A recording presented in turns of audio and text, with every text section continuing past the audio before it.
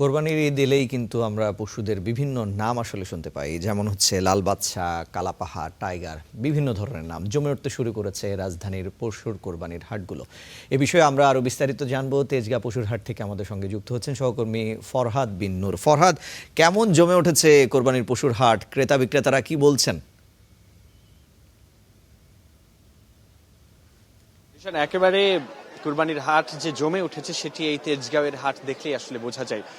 বিশেষ করে এখানে আজকে ক্রেতার সমাগম খুব একটা না হলেও এই যে বিভিন্ন রকমের পশু দেখতে কিন্তু এখানে সাধারণ মানুষ অর্থাৎ উৎসুক জনতার ভিড় কিন্তু অনেক বেশি আমরা খেয়াল করছি। বিশেষ করে আমরা এই পশুর হাটে ঢুকতেই আমরা দেখি যে এখানে বড় বড় কয়েকটি উট রয়েছে, যেগুলো দেখতেও কিন্তু এখানে সাধারণ মানুষ আসলে ভিড় করছেন এবং যারা বিক্রেতারা রয়েছেন তারাও কিন্তু এখানে বিভিন্ন ক্রেতার সঙ্গে দাম দর করছেন বিক্রির জন্য।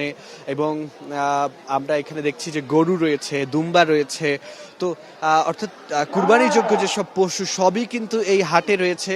এবং এই হাটের চিত্রটা যদি বলি যে এখানে যে পলিটেকনিক ইনস্টিটিউট রয়েছে, সেই পলিটেকনিক ইনস্টিটিউটের মাঠ ছাড়িয়ে এখানকার আশপাশে যেসব সড়ক রয়েছে সেই সড়কগুলো পর্যন্ত কিন্তু একেবারে পুরো রাস্তা জুড়ে কিন্তু এই কুরবানির পশুর হাট এখানে জমজমাট একটি অবস্থা কিন্তু তৈরি হয়েছে।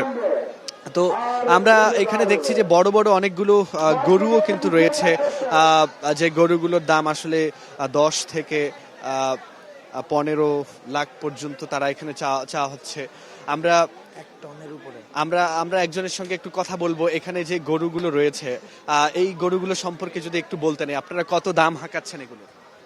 এটা আছে 1070 কেজি, ওটা আছে 970 কেজি, এটা যাচ্ছে 15 লাখ, ওটা যাচ্ছে 16 লাখ।